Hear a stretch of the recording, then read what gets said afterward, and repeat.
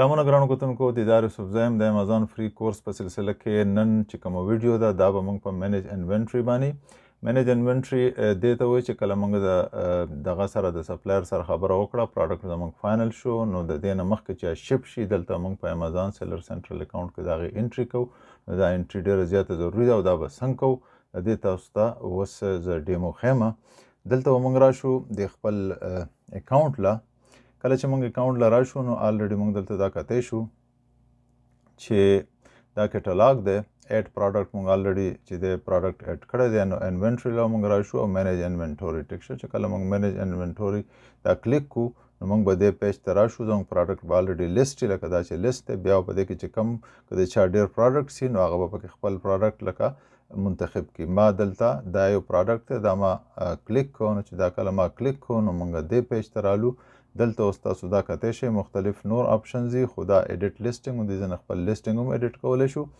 او میش لو پرایس نور کوسئ خو سینډ انوینټري له موږ راشو ټیک شه چې کله موږ سینډ انوینټري له راشو نو دا پیج به موږ ته کولاو شي. کله چې دا پیج موږ ته کولاو شي نو اوس دلته زموږ سره چې کوم آپشنز دي هغه دا دي ټول نه مخکې خو به راشي چې choose inventory to send دا کوم ځای نه سینډ کېږي نو دلته شپ فرام نو دلته موږ له به ایډرس راکړي که آلریډي ستاسو یو ایډرس وي نو هغه پکې هم تاسو منتخب کولی شئ که نه نو بیا به دلته تاسو کلیک کوئ چې تاسو ته به راشي سینډ فرام انادر ایډرس ټیک شه نو دلته بیا تاسو د هغې ایډرس ایډ کانټیکټ باندې به زور کوئ دلته به هغه فول ایډرس تاسو ولیکئ د کوم ځای نه چې شپ کېږي د هغو هغه پوره ایډرس. بیا کم مارکیټ پلیس ته راځي نو یونایټډ سټیټس ته راځي که بل مارکیټ پلیس نو هغې ته هم تاسو راوستی شئ خو چونکې دا دلته آلریډي کلیک شوی دی نو ماته دا ښیي. ها دلته اوس بیا به تاسو ته دا راشي لکه کوم چې ستاسو پروډکټ وي د هغې ټول سپیسیفیکیشن به راشي تاسو په لیسټینګ آلریډي کړی نو دلته بیا تاسو ته دا منتخب کوئ چې پیکینګ ډیټیلز که نه نو دلته به تاسو سره ټمپلیټ نه نو تاسو به یو کریټ نیو کیس پیک ټمپلیټ د دې مطلب دا دی چې لکه ستاسو کوم پروډکټ چې راځي هغه په کم کارټن کې راځي د هغې سایز او مختلف دغه چې دی ډایمنشنز دا په هغې کې لیکل غواړي. دلته موږ دا کلیک کړو چې کریټ نیو کیس ټمپلیټ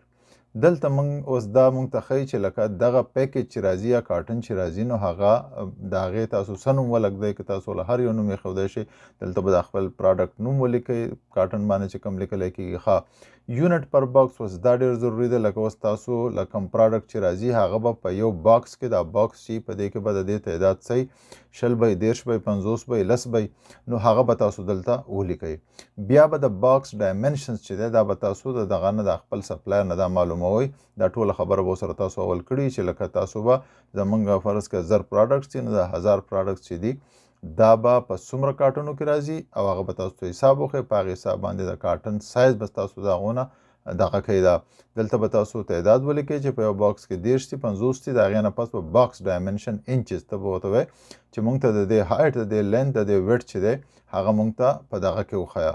په انچز کې که په سنټیمیټر یا بل دغه کې نه تاسو په انچز ته کې د هغې نه پس باکس ویډ به هم تاسو په پاونډ کې دا به تاسو ولیکئ. کله چې تاسو ولیکئ هندوستان بیا تپوس کوي چې پریپ دا دې ته وایي چې لکه پریپریشن دی په کار دی که نه دی په کار پریپریشن دی چې مختلف قسمه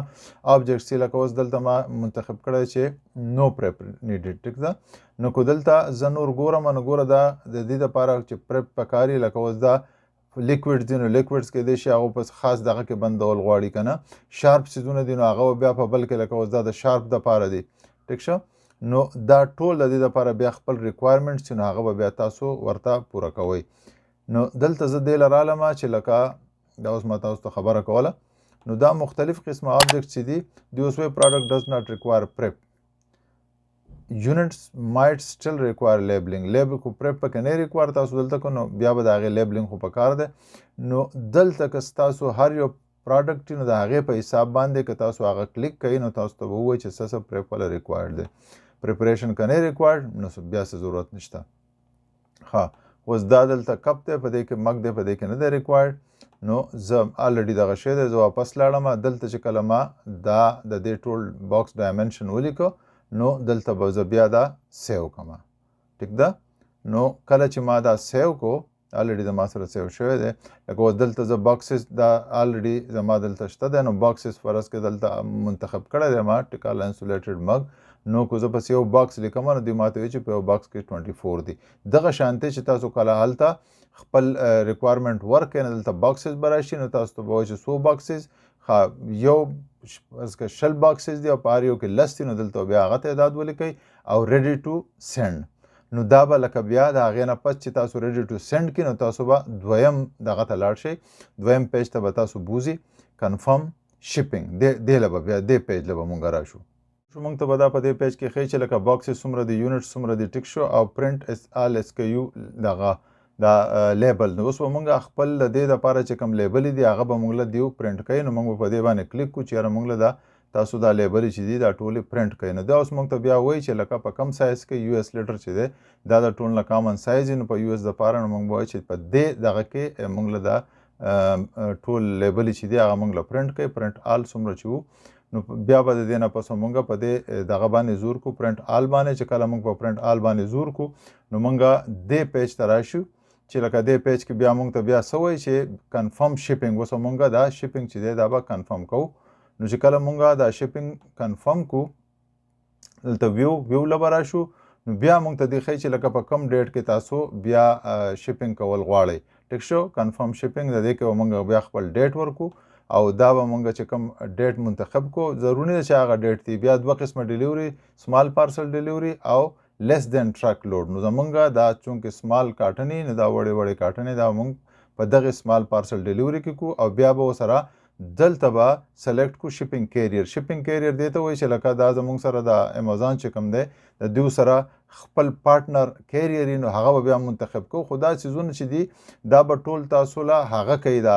سپلایر کوي کله چې تاسو ډي ډي پي شپینګ کوئ څنګه چې ما ویلو چې ټول څیزونه هغه دله کوي نو دلته چا تاسو ته کم یو دغه وښیي دا یو پی ایس درته ښیي که فیډکس درته ښیي نو هغه دغه بیا تاسو د دې ځای نه سلیکټ کیریئر د سلیکټ کیریئر له به راشئ پارټنر کیریئر نه په دې کې تاسو ګوره ډي ایچ ایل فیډکس دی او دا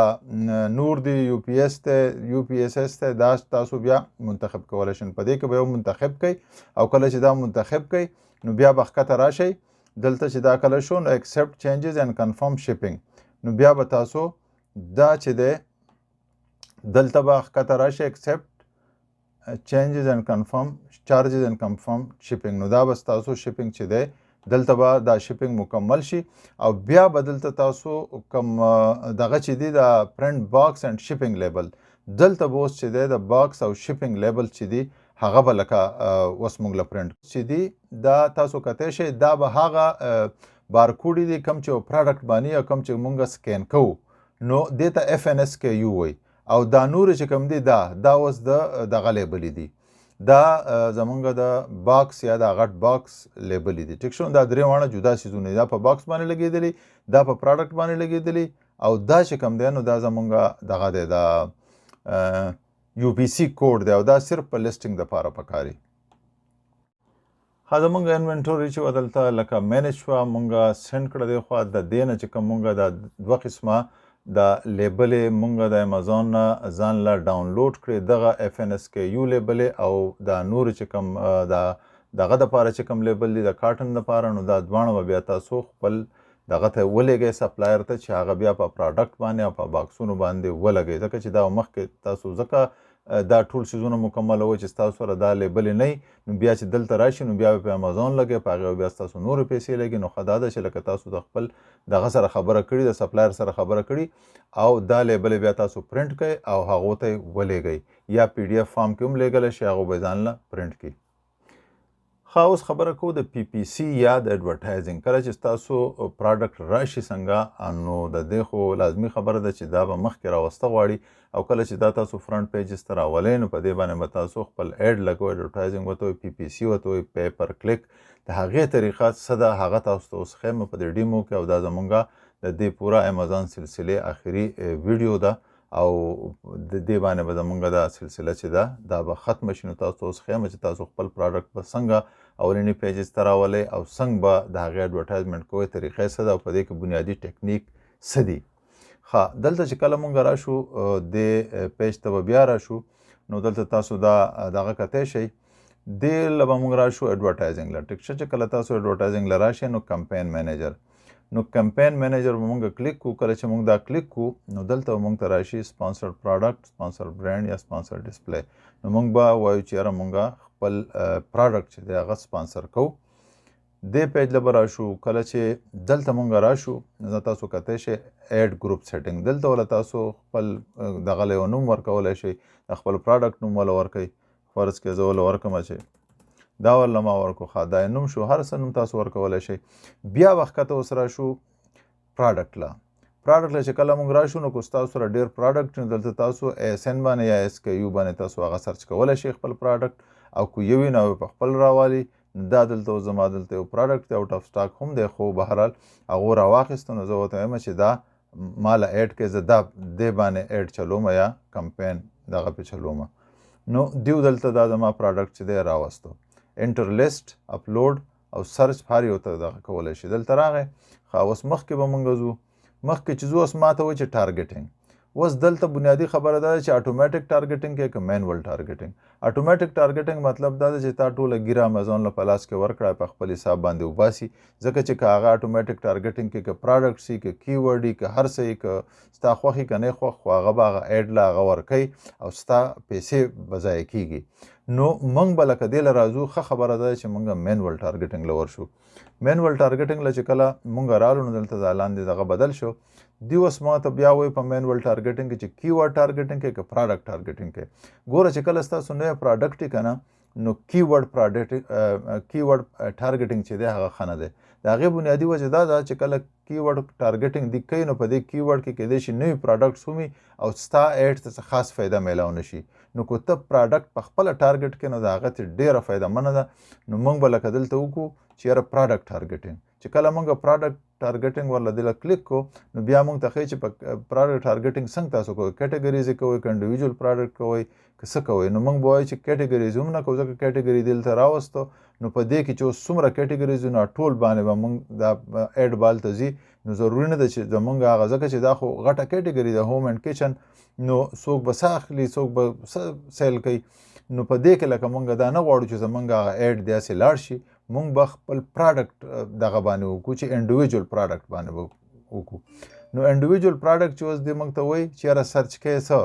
په څه باندې، اپلوډ کوې که انټر لیسټ. نو موږ به دلته دې ته وایو چې په انډیویژول پروډکټ چې کوم دی موږ ورته لیسټ انټر کوو. نو چې کله موږ لیسټ انټر کوو نو دلته موږ ته وایي چې ASN د پروډکټ چې دی څونه پروډکټ تاسو پکې لیکئ نو کاما پکې په منځ کې لیکئ او د یو بل نه لر کوئ. فرض کوه زما دغه دی د پروډکټ د هغې $20 قیمت دی، زه به د دې نه زیات قیمت والا ګورم چې د هغو په ایډ کې راشي. لکه اوس دا چې دی دلته که موږ دا وګورو یټي ریمبلر پروډکټ دی د دې $30 دی. ټیک ده. اوس که زما د دې نه د چا